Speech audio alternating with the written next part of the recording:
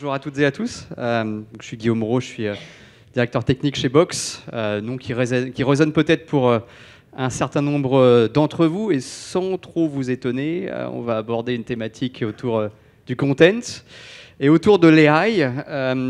Cependant, on va quand même faire un petit pas de côté où on va vraiment caractériser cette notion de content de par sa définition anglo-centrée, à savoir fondamentalement tout ce qui est de l'information dite non structurée. C'est-à-dire au-delà de simplement la thématique de données créatives, la notion de content ou de données non structurées, c'est fondamentalement toutes les typologies d'informations qui sont, un, sous une forme dite documentaire, et deux, qui sont soumis à quelque chose qui est extrêmement spécifique à ce type de données, qui sont leur extrême volatilité.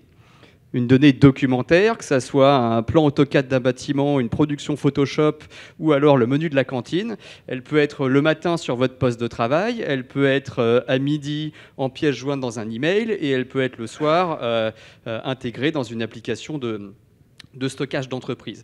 Et donc on va finalement essayer d'avoir pendant une demi-heure cette vision un peu plus holistique, de se dire au-delà du sujet très particulier du pilotage du contenu documentaire dans un objectif plutôt de données créative, comment est-ce qu'on va finalement essayer d'adresser le scénario de pilotage de cette information d'un peu plus haut.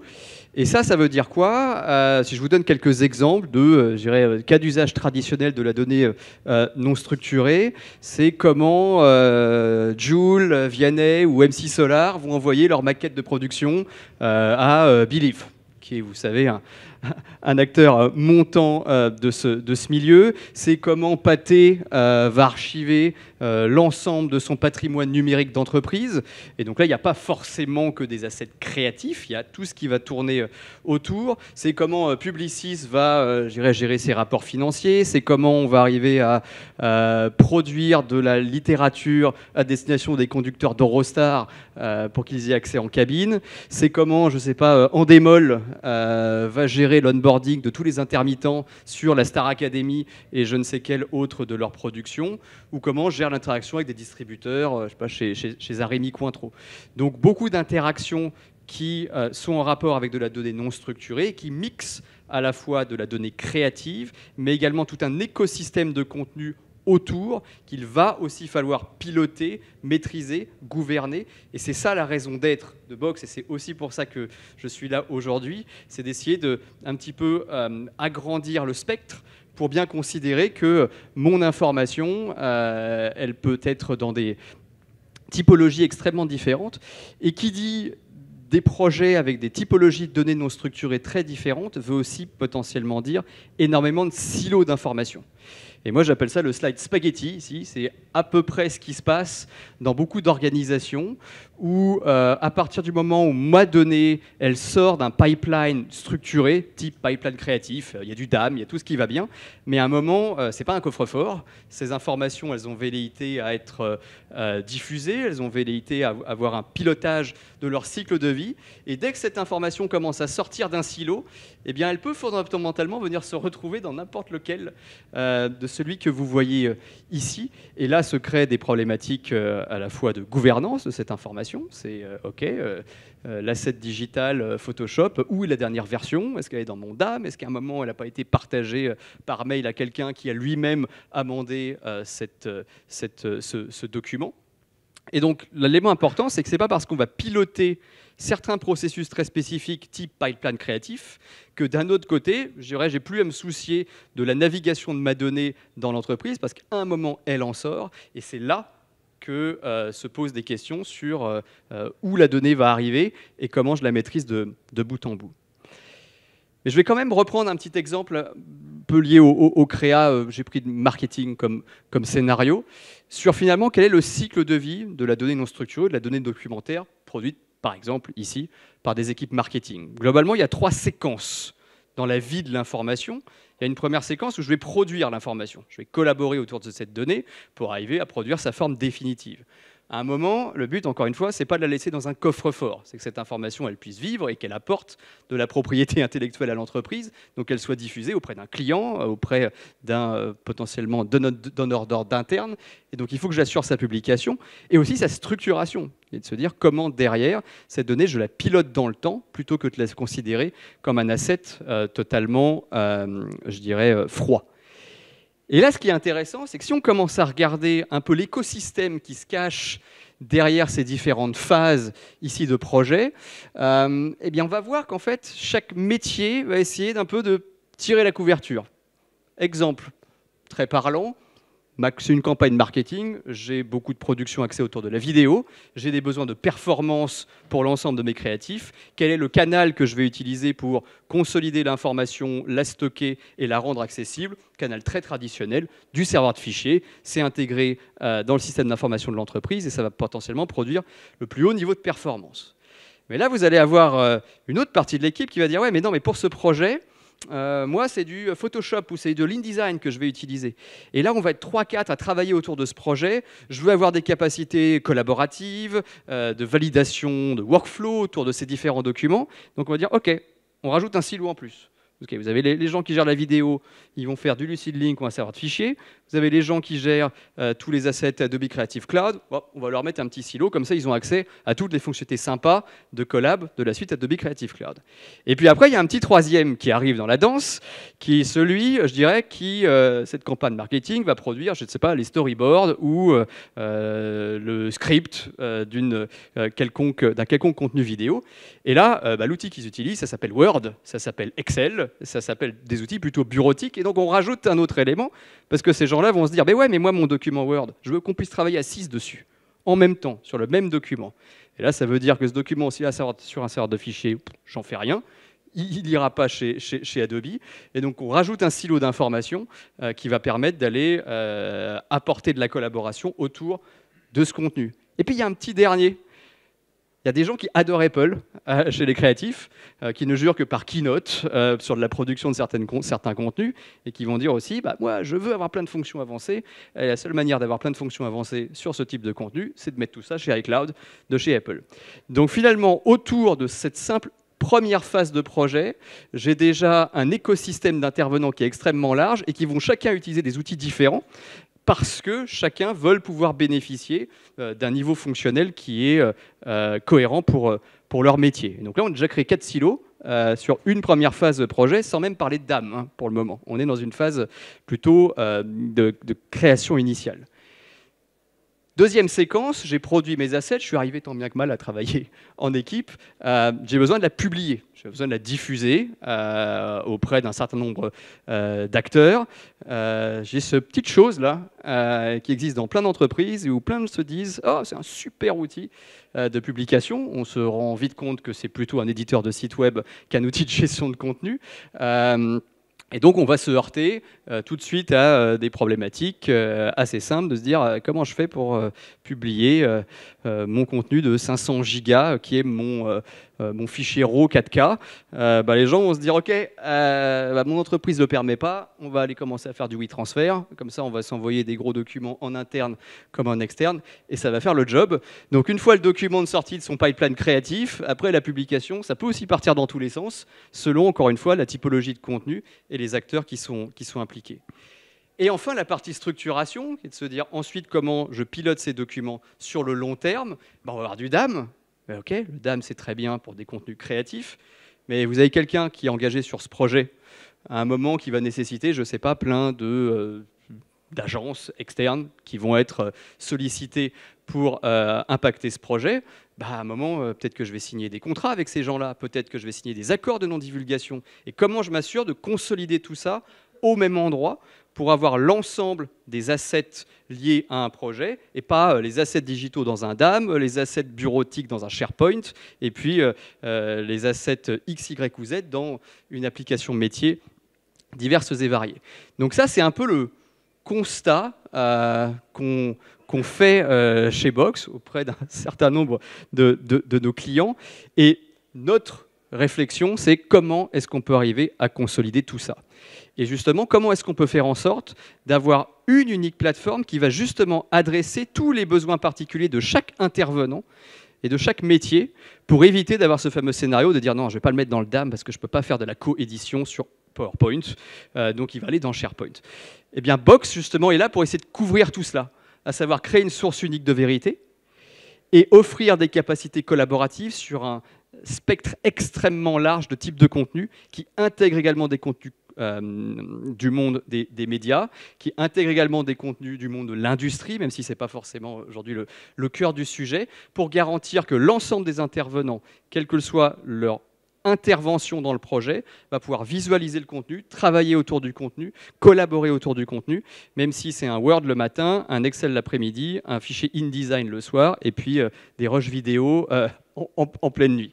Donc ça, c'est un réel élément de valeur qui va déjà commencer à éviter un peu ce silotage qui est lié aux typologies de contenu. Et enfin, le deuxième élément, c'est la bureautique. La bureautique, c'est un petit peu la verrue dans toute cette histoire de DAM et de chaîne de production, parce que globalement, si on veut avoir la meilleure expérience lorsqu'on utilise des outils bureautiques pour produire des contenus, le document, il doit être chez l'éditeur. Il doit être soit chez Google, soit chez Microsoft. Et après se pose la question, comment je maîtrise tout ça, comment je versionne tout ça, comment je gouverne tout ça. Et donc Box, à travers cette unique plateforme, va aussi permettre de la coédition sur les documents Google, Apple et Microsoft, où je garantis donc la consistance de la donnée. Et enfin, tous les sujets workflow, validation, partage, interne, externe, de gros volumes de données sont également couverts. Et donc on arrive de cette façon-là à être capable justement d'adresser les besoins particuliers de chaque acteur du projet en fonction justement de là où on en est dans la séquence. Si on regarde ce qu'on fait avec Believe, c'est l'exemple que je vous citais avec Joule, MC Solar et les autres, on va plutôt adresser tout ce qui est collaboration, comment j'interagis de façon sécurisée et protégée avec l'ensemble des tierces parties en manipulant de la donnée sensible, et ensuite cette capacité d'évolution vers, je dirais, des cas d'usage plus avancés, que ce soit de publication, de workflow, jusqu'à de la signature électronique. Donc vraiment être capable de piloter toute la chaîne, indépendamment du pur volet document créatif, pour le stockage, le workflow, jusqu'à la signature électronique. Et donc ça, c'est un peu le constat, mais ça nous amène à la deuxième séquence de cette petite présentation autour de l'IA. C'est-à-dire l'IA dans toute cette histoire, eh bien l'IA dans toute cette histoire est très intéressante, large modèle de langage, donc on parle de langage, et effectivement dans tous ces contenus dits non structurés dont on parle, il n'y a pas que des rushs vidéo ni que des productions Photoshop, il y a, comme je le disais tout à l'heure, le script de la production, il y a l'organigramme des intervenants, il y a la liste des sous-traitants qui sont mobilisés sur le projet, et donc l'IA justement est assez forte à pouvoir permettre d'extraire la substantifique moelle de l'ensemble de ces contenus qui sont très diversifiés en apportant de la valeur pour le collaborateur. Et ça, cette transition, elle est réellement visible pour l'ensemble des acteurs comme nous qui gravitons autour de cette thématique de la gestion de contenu, mais d'un point de vue holistique et non pas d'un point de vue exclusif lié à la partie média. Si vous regardez un peu la vision des analystes, déjà ils ont renommé l'ensemble de leurs quadrants ou de leurs analyses qui ont attrait au pilotage de l'information documentaire en rajoutant Intelligent pour Forrester, et Gartner a fait un petit peu pareil, ce qui fait qu'on sort de cette approche très stockage, partage, collaboration, diffusion, vers une approche où je vais pouvoir apporter plus de valeur au fil de l'eau et au fil de la production de l'information. Et donc l'IA, qu'est-ce que ça peut être si, encore une fois, on prend la partie contenu d'un point de vue holistique? Qu'est-ce que ça va pouvoir nous apporter et qu'est-ce que ça va pouvoir apporter aux collaborateurs et à l'entreprise? Le premier item, c'est de la productivité individuelle. C'est comment est-ce que je suis capable d'interagir avec un asset, que ce soit le contrat d'onboarding d'un intermittent sur une prod, ou que ce soit un asset en format Photoshop où j'ai besoin de savoir combien il y a de visages d'enfants ou de chiens sur le contenu pour pouvoir prendre une décision. Le deuxième élément, c'est automatiser mes processus. C'est-à-dire comment est-ce que je suis capable d'obtenir de l'information autour de l'ensemble de ces assets pour venir prendre une décision métier. Et enfin, le troisième élément, c'est comment je peux utiliser l'IA pour venir protéger l'information. À partir du moment où je suis capable d'aller identifier la typologie de la donnée, derrière, ça veut dire que je peux appliquer une gouvernance de cette donnée. Un PDF ne ressemble à rien d'autre qu'un autre PDF. L'un est peut-être un projet ultra critique de campagne pour Chanel, et le second est peut-être le menu de la cantine. Donc comment je gère cette dichotomie entre les typologies de contenu pour venir les protéger de la meilleure des manières. Si on les prend dans l'ordre, le premier, on est plutôt sur un objectif de productivité individuelle. Comment est-ce que j'interagis avec un contenu? Et là, vous commencez à le vivre avec du ChatGPT, vous commencez à le vivre avec de la bureautique notamment. C'est comment est-ce que je suis capable d'aller analyser un document pour en obtenir une information sur de la conformité, sur de la sensibilité, ou extraire une donnée très précise d'un contenu qui peut être extrêmement large. Ça, ce n'est pas nouveau. C'est quelque chose qu'on sait faire depuis quelques années maintenant, et l'avènement des larges modèles de langage. Mais sur le volet documentaire, là où ça commence à devenir un peu plus sympa, c'est ne plus travailler à l'échelle d'un unique contenu, mais venir travailler à l'échelle de l'ensemble de l'information projet. Et encore une fois, comme je précisais tout à l'heure, certes, il y a ce qu'il y a dans votre DAM en termes d'assets numériques créatifs, mais il y a aussi tout l'à côté qui est tout aussi important pour le pilotage et la bonne compréhension de l'objectif du projet.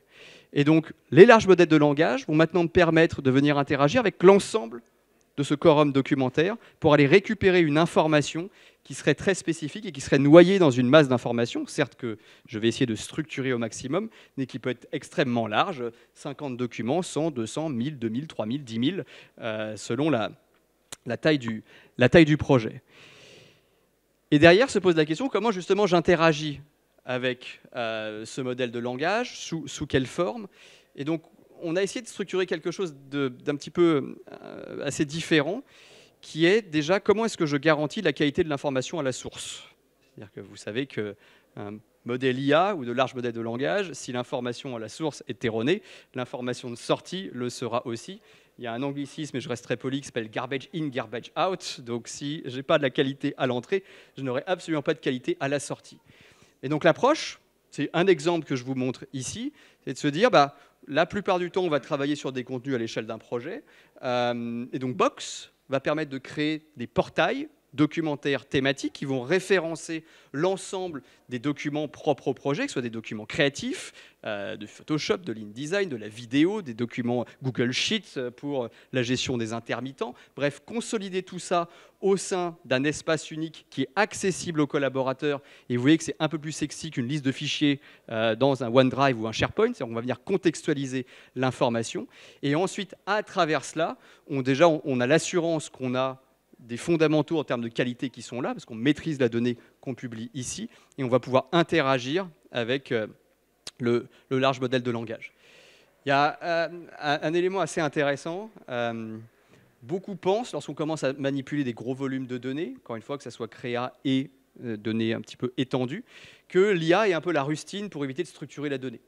C'est de dire, je stocke tout, et puis après, je vais avoir une intelligence suprême qui va être capable de me retrouver la bonne information au bon endroit, sans que j'ai eu à m'embêter à venir passer du temps à organiser l'information. Donc tout cela, encore une fois, ne marche pas. N'essayez pas d'avoir cette approche, ça ne fonctionne pas. Garbage in, garbage out. Si je n'ai pas de qualité en entrée, je n'aurai pas de qualité en sortie. Et donc, une des approches pour, arriver à avoir un quorum d'informations fiable, ça peut être cette logique un peu de hub thématique qui est accessible aux collaborateurs. Là, je vous montre c'est un exemple plutôt sales, je crois que c'était ici. Ça peut être un projet créatif, ça peut être le hub des RH, dans lequel j'accède à l'ensemble de l'information RH de mon entreprise et je peux interagir sous une forme de chatbot. Bref, l'exemple est infini. Et c'est un peu tout le cœur de ma discussion avec vous, c'est de se dire qu'on prend le prisme créatif initialement, mais en fait, si on regarde un petit peu autour, eh bien, on va pouvoir faire bénéficier de ces technologies à sur un périmètre beaucoup plus large. Donc là, on est productivité pure. Recherche d'informations à l'échelle d'un unique contenu, qui soit de la vidéo, qui soit de l'image, qui soit tout type de format, et une recherche sur des gros volumes d'informations thématisées ici dans un contexte particulier. J'ai mon deuxième exemple, j'ai appelé Automate Any Workflow. Là, on est plutôt sur de la productivité collective. C'est-à-dire comment, justement, j'arrive à piloter le cycle de vie d'une information en étant aidé de l'IA et de larges modèles de langage. Et je vous ai pris un exemple ici, encore une fois, qui n'est pas très créatif, mais qui est complètement lié. Imaginez la personne chez Endemol, qui est un de nos clients historiques, qui gère l'onboarding de tous les intermittents sur la Star Academy, par exemple.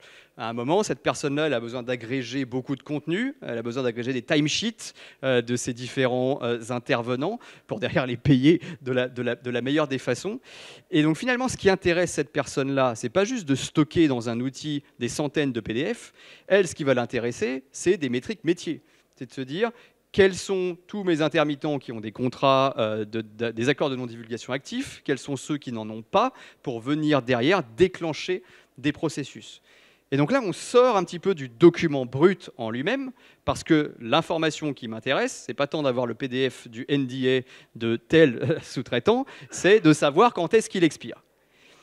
Et donc ça, vous comprenez un petit peu là où je vais commencer à en venir, c'est que savoir quand le NDA de mon intermittent expire, c'est pas écrit dans le nom du document.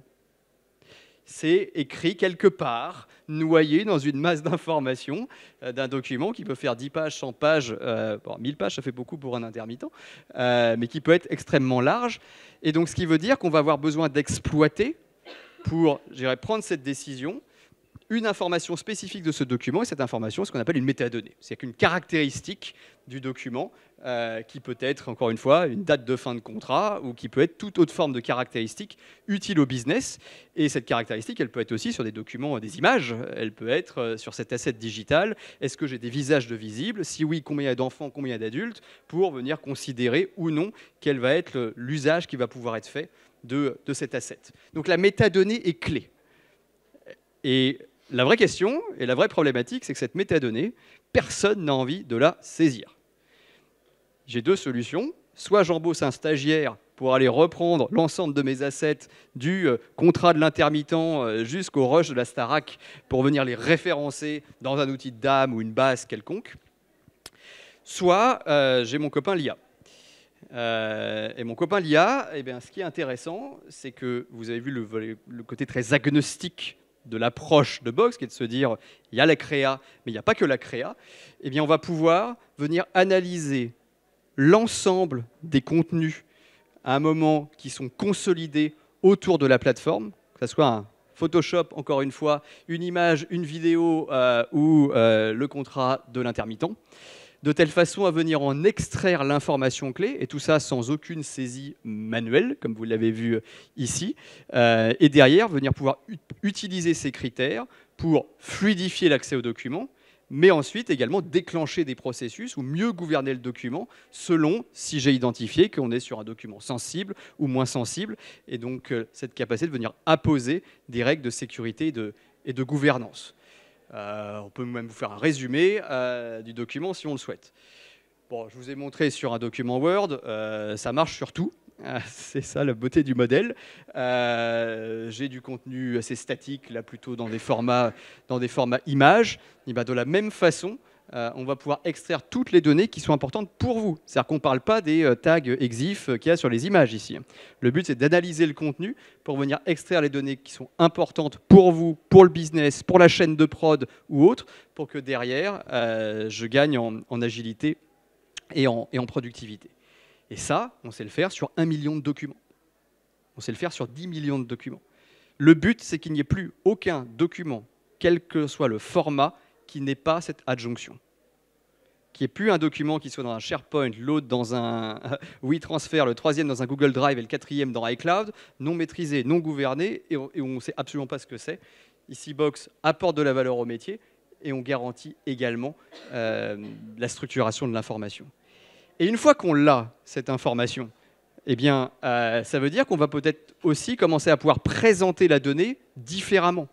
C'est-à-dire que non pas la présenter sous une forme très traditionnelle de la collaboration, à savoir des dossiers et des fichiers, mais venir commencer à construire des tableaux de bord pour venir exploiter cette donnée et présenter ici tous les contrats de mes intermittents que Box a automatiquement détectés et organisés de façon à ce que la personne en charge puisse avoir directement visibilité sur le document et l'ensemble de ses caractéristiques. Ça marche aussi pour les images, ça marche pour tous les formats qu'on va venir supporter. Et donc c'est pour ça que le positionnement de Box est un petit peu, je dirais, entre deux eaux, à savoir, on adresse une complétude de typologie de contenu, on va adresser des cas d'usage indirectement de DAM, ici, avec cette capacité d'analyser l'ensemble des assets, qui soient multimédia ou non, pour ensuite pouvoir les présenter aux différents collaborateurs. Et ça, dans beaucoup de cas, ça suffit. Dans d'autres cas, je vais aller chercher une vraie solution de DAM, métier, de niche, parce que j'ai des besoins très particuliers. Mais la complétude de l'offre fait que potentiellement, sur certaines typologies d'usage, cela peut être suffisant. Et enfin, dernier sujet, la sécu. On sait à quel point c'est important, la fuite de données, et notamment tout ce qui va être relatif à la protection des données sous embargo.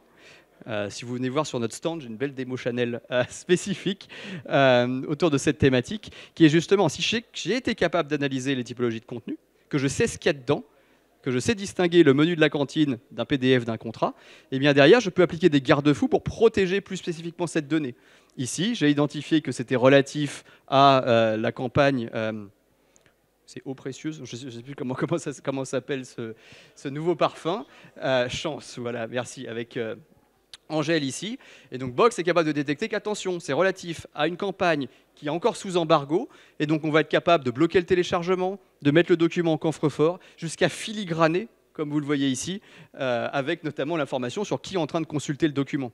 Comme ça, si par hasard la personne s'amuse à faire des captures d'écran et s'amuse à le diffuser ensuite par WhatsApp à des petits copains, eh bien, le filigrane est quand même relativement présent pour arriver à identifier la source de la potentielle fuite de données. Vous l'avez sur une image, on le fait sur des vidéos aussi, donc on est capable de protéger les contenus, notamment lorsqu'ils sont partagés à l'externe, c'est-à-dire qu'à destination de tiers dont vous n'avez pas l'intégralité de la confiance, bien ça va s'assurer qu'on protège les documents les plus sensibles. Et comme je précisais tout à l'heure, comment on détecte la sensibilité d'un contenu, ça aussi, l'IA nous aide. C'est-à-dire que jusqu'à maintenant, ce type de technologie, déjà, n'était pas applicable au contenu multimédia. On pouvait principalement protéger des contenus textuels. Et comment ça marchait ? C'était simplement, j'ai un mot-clé dans le document, je détecte ce mot-clé, donc je vais protéger le document de façon particulière. Ici, comme on l'a vu tout à l'heure, vu qu'on a été capable d'extraire énormément d'informations du document automatiquement, eh bien, on va pouvoir construire justement des critères qui vont être basés sur cela, en disant, OK, est-ce que ce document, c'est une infographie? Est-ce que ce document, c'est un asset pour une campagne particulière? Si oui, relatif à quel client? Et ça, Box l'identifie automatiquement. Et derrière, basé sur ces critères-là, de dire, OK, si c'est relatif à un client, eh bien, j'interdis le partage externe jusqu'à ce que le document ait atteint une certaine étape de son cycle de vie. Donc la sécu, super important.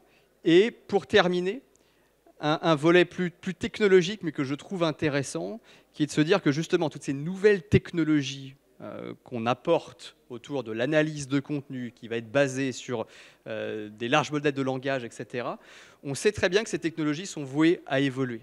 Et donc Box a une approche extrêmement ouverte vis-à-vis de l'usage de ces solutions, de telle façon que je vais pouvoir considérer des modèles différents selon le cas d'usage. Peut-être que demain, nos amis de chez OpenAI vont avoir un modèle qui est très très bon sur l'analyse de la vidéo, mais sera très mauvais sur l'analyse d'un contrat de travail, par exemple.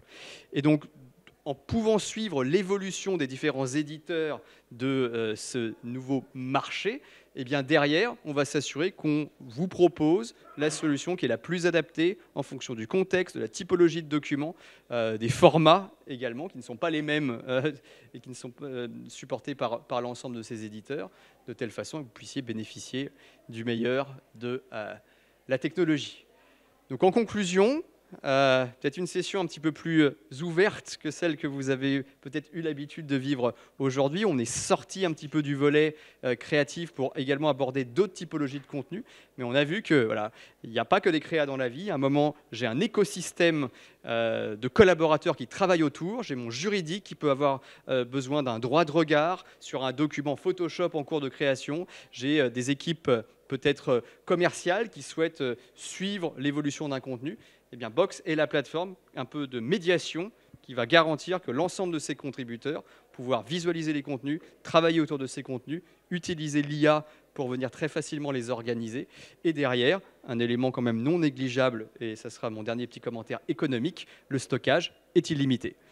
Et donc c'est ça qui nous permet aussi de pouvoir adresser des organisations qui produisent énormément de contenu et pour lesquelles ce type de stratégie serait difficilement applicable par les coûts inhérents à chacune des solutions que vous avez vues dans mon plat de spaghetti.